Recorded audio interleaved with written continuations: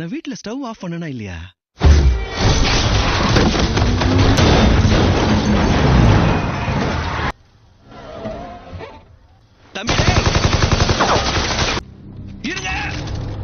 கேட்டவங்க நான் ரத்தம் சிந்துறத பார்க்க கூடாதுன்னு தான் நான் இந்த மாதிரி வித்தியாசமா ரெட் சூட் போட்டிருக்கேன்.